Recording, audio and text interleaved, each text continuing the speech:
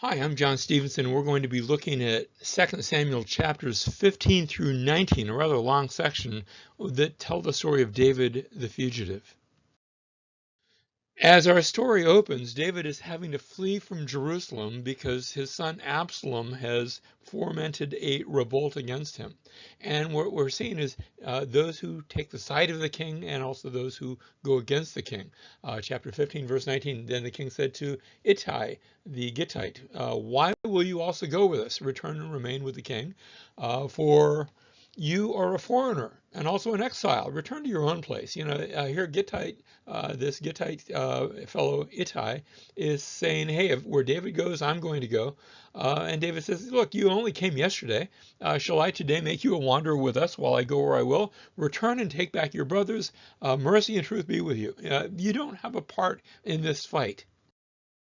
But Ittai answers the king and said, as the Lord lives and as my lord the king lives, surely wherever my lord the king may be, whether for death or for life, there also your servant will be. He says, where you go, I'm going to go. Your God is my God. It sounds a little bit, it reminds me of Ruth, but it also reminds me a little bit of Abraham, who passes over, and that's actually the words that are used here. He passes over. Remember, that's the word where we get the word Hebrew from, the one who passes over. And he is, in a sense, becoming a Hebrew. And so, verse 22, therefore David said to Ittai, go, and there it is, pass over. So Ittai the Gittite passed over with all his men and with all the little ones who were with him. Verse 23, while all the country was weeping with a loud voice, all the people passed over. The king also passed over the brook Kidron. They've left Jerusalem. They're moving toward the east, so you go down into the Kidron Valley, and up in the other side is going to be the Mount of Olives, and after that is the wilderness. And all the people passed over toward the way of the wilderness. They're going toward the east. Here we are in a photograph. This is what you're looking at is the Kidron Valley looking toward the south. You've got Jerusalem on your right. Here's a model showing the same thing, but looking toward the north, just from the other direction. You've got Jerusalem on your left, the Kidron Valley, and then you go down across that valley, and up on the other side is the Mount of Olives. And so here on this picture, you can see, again, the same valley, but the Mount of Olives up in the upper right-hand section. Verse 24, now behold, Zadok also came, and all the Levites were with him, carrying the ark of the covenant of God. And they set down the ark of God, and Abiathar came up until all the people had finished passing from the city. The king said to Zadok, return the ark of God to the city. If I find favor in the sight of the Lord, then he'll bring me back again and show me both it and its habitation. But if he should say, thus I have no delight in you, behold, here I am, let him do to me as seems good to him. I'm not going to play this game with the ark. The ark stays where it is. I have to leave. He goes on to say, are you not a seer? Return with the city in peace, and your two sons with you, your son Ahimaaz and Jonathan the son of Abiathar. See, I'm going to wait at the fords of the wilderness until word comes from you to inform me. You're going to let me know when it's safe to come back. Notice that the high priest Abiathar and his son Ahimaaz and Jonathan the son of Abiathar and Ahimaaz the son of Zadok are going to be the undercover agents. They're going to be able to tell David when it's safe to come back, but also if it's safe to stand by there by those fords. Therefore Zadok and Abiathar returned the ark of God to Jerusalem, and they remained there. These are the two priests. And so David now makes his way, as we're standing here, we're standing on the Temple Mount. The temple wasn't there yet, looking down at the Kidron Valley, but then on the other side is the Mount of Olives that rises up over the city. And we read, David went up the ascent of the Mount of Olives and wept as he went, and his head was covered, and he was barefoot, and he comes up here to the Mount of Olives. So what we're doing now is we're looking back toward the city of Jerusalem. It reminds me of the story of Jesus, who also departed from Jerusalem and went up to the top of the Mount of Olives and wept over the city and said, how often I wanted to gather you to myself. Verse 31, now someone told David, saying, Ahithophel is among the conspirators with Absalom. Ahithophel was David's chief counselor. And David said, oh, Lord, I pray, make the counsel of Ahithophel foolishness. And so David prays about that. And that prayer is answered in the next verse, verse 32. It happened as David was going up to the summit where God was worshipped, that behold, Hushai, the Archite, met him with his coat torn and dust on his head. Hushai is going to be the answer to David's prayer. Verse 33, David said to him, if you pass over with me, then you will be a burden to me, speaking to Hushai.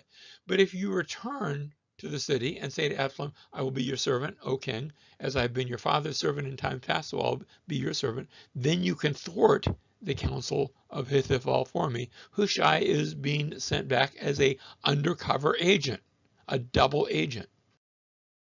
Verse 35, are not Zadok and Abiathar the priests with you there? There's already a contingent that's a pro-David contingent, although they're not advertising it. So it shall be that whatever you hear from the king's house, you shall report to Zadok and Abiathar the priests.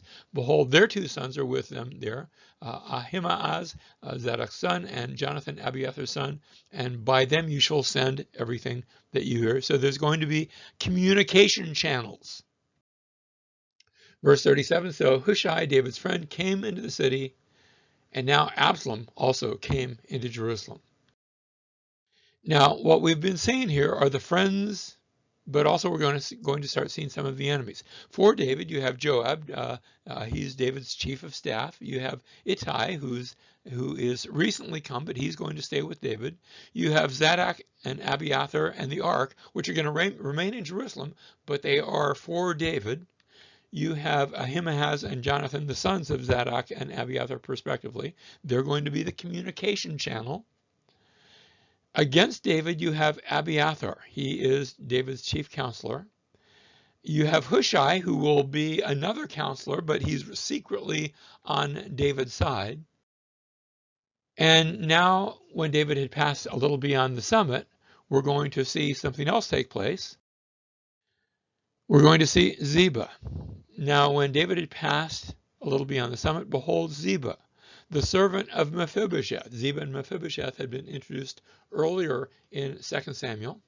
And Ziba meets him with a couple of saddled donkeys, and on one of them were 200 loaves of bread and 100 clusters of raisins and 100 summer fruits and a jug of wine and all sorts of provisions for David and his people for the journey. Then the king said, where is your master's son? And Ziba said to the king, behold, he is staying in Jerusalem. For he said, and they're speaking about Mephibosheth, today the house of Israel will restore the kingdom of my father to me. So the king said to Ziba, behold, all that belongs to Mephibosheth. That's, Ziba had reported, Mephibosheth thinks that all this is going to result in him regaining all the possessions of Saul. And so David says, well, in that case, it's all going to be yours. And Ziba said, I prostrate myself, let me find favor in your sight, O my lord, the king. Now, the issue with that is when we get to chapter 19, we're going to hear a very different story from Mephibosheth. When David finally comes back to Jerusalem, Mephibosheth will come and meet him. And Mephibosheth, the son of Saul, came down to meet the king, and he had neither cared for his feet, nor trimmed his mustache, nor washed his clothes from the day that the king departed until the day the king came home in peace. It doesn't sound like he's been rejoicing. It doesn't sound like he's been trying to be restored. Instead, verse 25, it was when he came from Jerusalem to meet the king said to him, why did you not go with me, Mephibosheth? And so he answered, now we have his side of the story. Oh, my lord, the king, my servant deceived me. My servant deceived me. My servant is Ziba. For your servant said, I will saddle a donkey for myself that I may ride on it and go with the king, because your servant is lame. And he was lame. Moreover, he has slandered your servant to my lord the king. But my lord the king is like the angel of God. Therefore, do what is good in your sight. Use your wisdom, O David, to decide between Ziba or myself. We can't both be telling the truth. He goes on to say, verse 28, for all my father's household was nothing but dead men before my lord the king. Yet you set your servant among those who ate at your table. What right do I have yet that I could complain any more to the king? Verse 29, so the king said to him, why do you still speak of your affairs? I've decided, this is a new decision, by the way, you and Ziba shall divide the land. It reminds me a little bit of the story of Solomon. Remember how Solomon is going to have two mothers that come. And a child has died, and the argument is, whose child is it? Is it one mother or the other mother? And they're arguing about whose child died and whose child is still surviving. And remember what Solomon's going to do? He's going to say, take the child and split it between you. Perhaps Solomon gets that idea from his father David, who says, you and Ziba will divide the land. And Mephibosheth says to the king, let him take it all, since my lord the king has come safely to his own house. I only want the presence of the king. That's enough for me. I don't need the land. And so we have those against David. Ziba, although we're not told in the passage, looks like he is acting like he's for David, but really against David. He's really for himself. And then we have Shimei. With Shimei, we don't have to guess. Is he for David or against David? He's a relative of Saul. If that weren't enough, he shows up and he's cursing and throwing dust and he's calling David names. And it goes on. And Joab says, why don't we just kill him? And David says, no, nobody's going to die today. This is all in the Lord's hands. Maybe what he is saying actually has a measure of truth. Let God decide. Vengeance is the Lord's. He will repay. And so in chapter 16, verse 15, we have Absalom and all the people, the men of Israel, they enter Jerusalem, and Ahithophel with him. And now in verse 16, now it came about when Hushai the Archite, David's friend, came to Absalom, that Hushai said to Absalom, long live the king, long live the king. Absalom said to Hushai, is this your loyalty to your friend? Why did you not go out with your friend? In other words, why didn't you go with David? Why are you here? And Hushai says to Absalom, no, for whom the Lord, this people, and all the men of Israel have chosen, his I will be. I'm with the people, whatever they choose. And with him I will remain, because I'm with whomever God has chosen. Now, he really is with whomever God has chosen. Although he's not with Absalom. He understands that God has chosen David. And he continues, verse 9, besides whom should I serve? Should I not serve in the presence of his son? As I've served in your father's presence, so I will be in your presence. But really, he's an undercover operative. Verse 20, then Absalom said to Ahithophel, give your advice, what shall we do? And Ahithophel said to Absalom, go into your father's concubines, whom he has left to keep the house, and then all Israel will hear that you've made yourself odious to your father. The hands of all those who are with you will also be strengthened. You're going to dishonor your father by sexually taking his concubines and showing your power over them. Verse 22, so they pitched a tent for Absalom on the roof. Remember how David had gone to the roof and seen Bathsheba?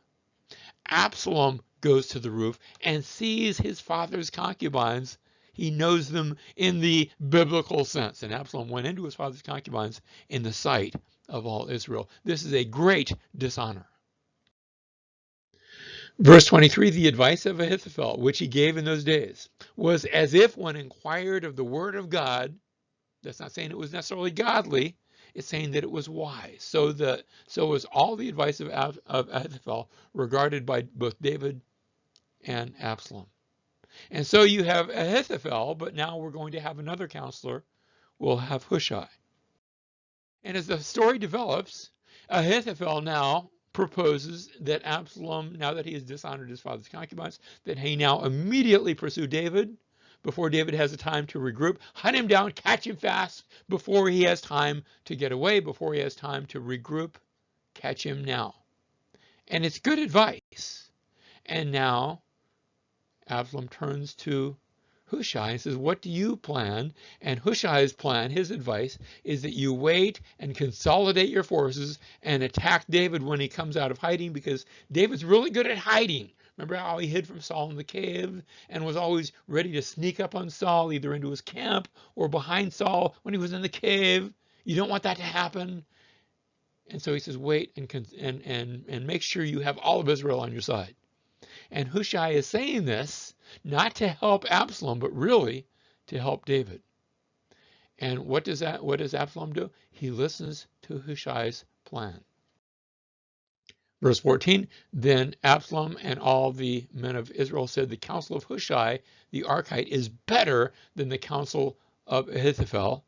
And what's really telling, latter part of this verse, for the Lord had ordained to thwart the good counsel of Ahithophel so that the Lord might bring calamity on Absalom. Notice that the undercover agent is Ahithophel, but God is doing his work through the other undercover agent.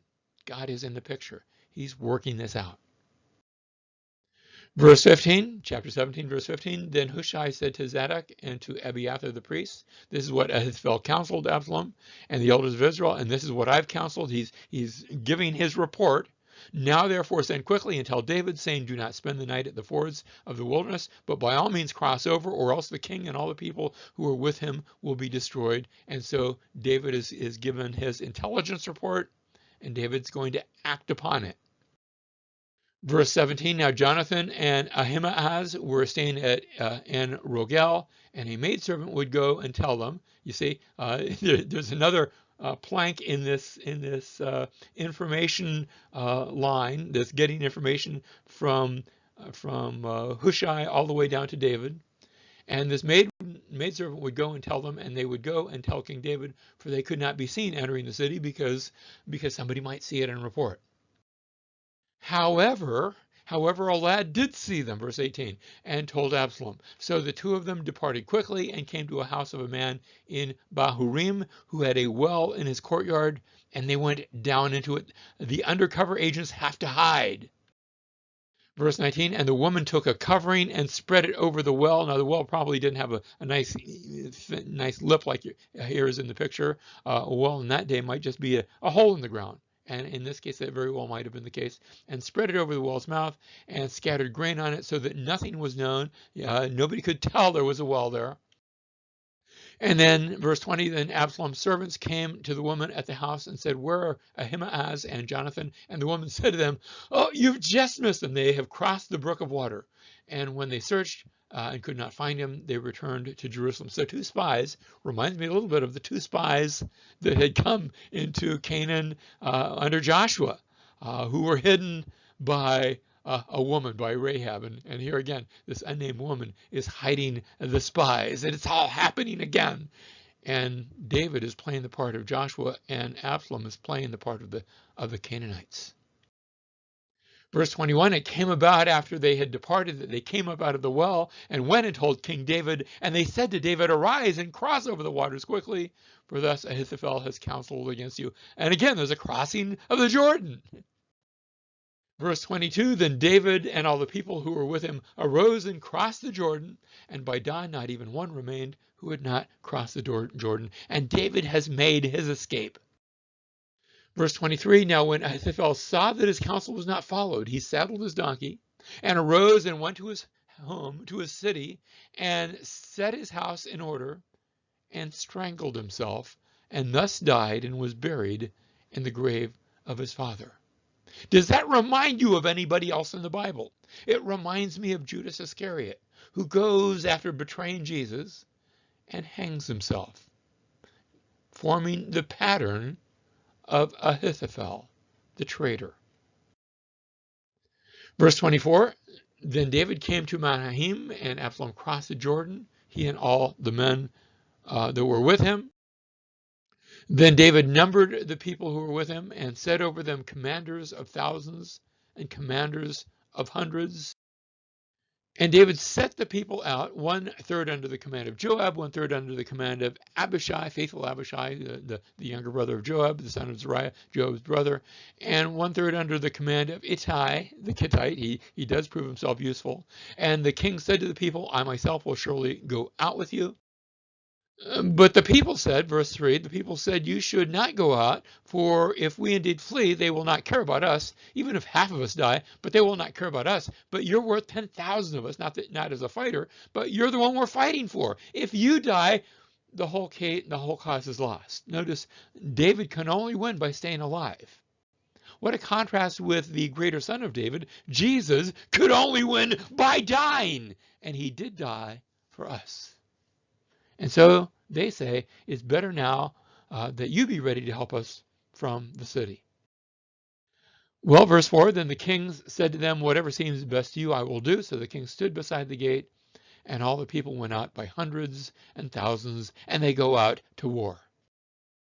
Verse 5, the king charged Joab and Abishai and Ittai, all three contingents, saying, deal gently for my sake with the young man Absalom. And all the people heard when the king charged all the commanders concerning Absalom. Verse 6, then the people went out into the field against Israel, and the battle took place in the forest of Ephraim. The battle is taking place there on the east side of the Jordan. Chapter 18, verse 7, the people of Israel were defeated. That is the contingent of Absalom. And there they were defeated there before the servants of David, and the slaughter there that day was very great, 20,000 men, for the battle there was spread over the whole countryside, and the forest devoured more people that day than the sword devoured. The forest just threw everything into chaos. Verse 9, now Absalom happened to meet the servants of David, for Absalom was riding on his mule, probably in retreat, and the mule went under the thick branches of a great oak, and his head caught fast in the oak, so he was left hanging between heaven and earth. What was it about the oak? Maybe something in the branches, maybe his hair played a part, we're not told. And the mule kept going, but he stayed right there, and he was stuck, and it wasn't casual, it wasn't temporary. He was stuck, and he was stuck. Verse 10, then a certain man saw it, and he told Joab and said, behold, I saw Absalom hanging in an oak. And Joab said to the man, well, you saw him there. Why didn't you strike him down? I would have given you 10 pieces of silver and a belt. And the man said to Joab, even if I should receive 1,000 pieces of silver in my hand, I wouldn't put my hand against the king's son. For in our hearing, the king charged you and Abishai and Ittai, saying, protect for me the young man Absalom.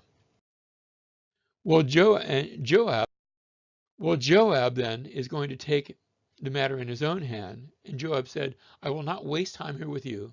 So he took 3 spears in his hand and thrust them through the heart of Absalom while he was yet alive in the midst of the yoke. And 10 young men who carried Joab's armor gathered around him and struck Absalom. And they're all involved in putting Absalom to death. Absalom dies. Verse 16, then Joab blew the trumpet, and the people returned from pursuing Israel, for Joab restrained the people. Absalom's death means that no more Israelites will die. Verse 17, they took Absalom and cast him into a deep pit in the forest and erected over him a very great heap of stones, and all Israel fled, each to his own tent. Verse 18, now Absalom in his lifetime had taken and set up for himself a pillar, which is in the king's valley. For he said, I have no son to preserve my name. So he named the pillar after his own name, and it is called Absalom's monument to this day. It is still there. You can go to Jerusalem, on the east side of Jerusalem, and still see that pillar. Now, there's both a contrast and a comparison between Absalom and Jesus. In Absalom's case, he tried to take the kingship that was his own. It was not his own. It was David's. He tried to take that for himself. Jesus left his glory, can I say it this way, left his kingship to come to earth and die, to be humble and to die the death upon the cross. In Absalom's case, he was caught in a tree. Jesus died upon a tree, upon a cross. Absalom was pierced by his enemies. Jesus was pierced by the Roman soldier. In Absalom's case, he got what he deserved. In Jesus' case, he got what we deserved. Verse 19, then Ahimaaz, the son of Zadok, said, please let me run and bring the king news that the Lord has freed him from the hands of his enemies. But Joab said to him, you're not the man to carry the news this day, but you'll carry news another day. However, you shall carry news this day. Why? Because the king's son is dead. So runners go out, and a Cushite instead is sent with the news. But Ahimaaz asks permission and receives it, even though he's not going to get rewarded. He sets out to follow, and presumably takes maybe a different route, or maybe he just runs faster. And he passes the Cushite, and he arrives first, and he reports to David, and he reports the victory. But then David says, well, what about Absalom? And he says, well, I didn't really hear. Now, it sounds like he did hear, although remember, sometimes in the narrative we find out more details. So I'm not sure if I should give him the benefit of the doubt or not, but he claims ignorance about Absalom. And then the Cushite arrives and tells the whole story, and David says, well, what about Absalom? And the Cushite says, yes, indeed, he has died. So the king said to the Cushite, is it well with the young man Absalom? And the Cushite answered, let the enemies of my lord the king and all who rise up against you for evil be as that young man. In other words, he has died. And the king was deeply moved and went up to the chamber over the gate and wept. And thus he said as he walked, oh, my son Absalom, my son Absalom, would that I had died instead of you. Oh, Absalom, my son, my son. And the king goes into mourning, into great grief over the life of his son, even the life of his traitorous son. It echoes with the words of Jesus.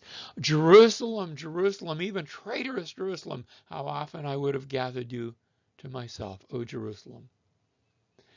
Jesus died for us so that we could live, even when we were his enemies. He loved us and gave himself for us. And so we have Absalom coming to Jerusalem. Back in chapter 16, verse 15, we saw the directions from Ahithophel that were not followed. Ahithophel's defeat, where his advice was not accepted. The two messengers, the sons of the priests, and then Ahithophel committing suicide. Now we see David coming to Mahanaim. We see the directions this time from David, his advice given on what to do. The defeat of Absalom and his death. Two messengers again go out. This time it's Ahimaaz and the Cushite. And David doesn't commit suicide. That's the good news. But instead, we read about his grief, and he goes into mourning. Now David comes back. And David begins with grieving, but Joab comes and exhorts him and says, look, you need to sort of straighten out and let the people rejoice because they've won a great victory. Don't make them sorry for having won a great victory, or else somebody else is going to come along and take the hearts of the people. And yet when they come back, Israel, and we're going to close on this note, where Israel is quarreling. Zadok and Abiathar come and they have their say. They speak both to Israel, but they also speak to Absalom's general, Amasa. We haven't really read about him yet, but they say to Amasa, and David's going to say to Amasa, look, you can still be the general, but now you're going to come and be on my side. Verse 15, the king then returned and came as far as the Jordan, and Judah came to Gilgal in order to go meet the king and to bring the king across the Jordan. And now we have the return of the king where different people are coming to meet him. And Shimei comes, the one who cursed him and threw dirt and rocks. And he comes and asks forgiveness. And David says, well, I'm not going to kill you today. Doesn't say about what might happen in the future, but he is allowed to live. Mephibosheth comes, and we already saw his explanation, and he just wants to be with the king. And David calls for Mephibosheth and Ziba to divide the land, but Mephibosheth says, no, as long as I have the king, I have enough. And then Barzillai, who is a sponsor of David from the east side of the Jordan, he's accompanied David. And David says, well, why don't you come now with me to Jerusalem? And he's offered a place at the king's table, but he says, no, I'm really too old for that. I really need to get back home. I want to die in my own home, in my own city, in my own bed. And he sends Chimham as his representative. Maybe this is his son, but he is the representative of this friend. Verse 41 then, and behold, all the men of Israel came to the king and said to the king, and here's the problem. You see, David has come back and everything is good, and you expect the story to end, and it's almost like it does end. That was the end of the story. But in the next three verses, we're going to have the teaser for the next story. It's like when a movie ends and the credits have rolled, and all of a sudden there's a little bit more of the movie still left. And it's a teaser for the next movie, for the sequel. And here's the teaser, verse 41. And behold, all the men of Israel came to the king and said to the king, why had our brothers, the men of Judah, stolen you away and brought the king and his household and all David's men with him over the Jordan? You see, the men of Israel speak, but the men of Judah are there, and they're going to answer this charge. Then all the men of Judah answered the men of Israel. And they say, well, because the king is a close relative to us. Why then are you angry about this matter? Have we eaten at all at the king's expense, or has anything been taken for us? Verse 43, but the men of Israel answered the men of Judah and said, we have 10 parts of the king. We're 10 tribes. You're only one tribe, or maybe 2 if you count Simeon. Therefore, we have more claim on David than you. Why then did you treat us with contempt? Was it not our advice for us to bring back our king? Yet, and here's the problematic part, it is problematic. Then the words of the men of Judah were harsher than the words of the men of Israel. There's problems to come.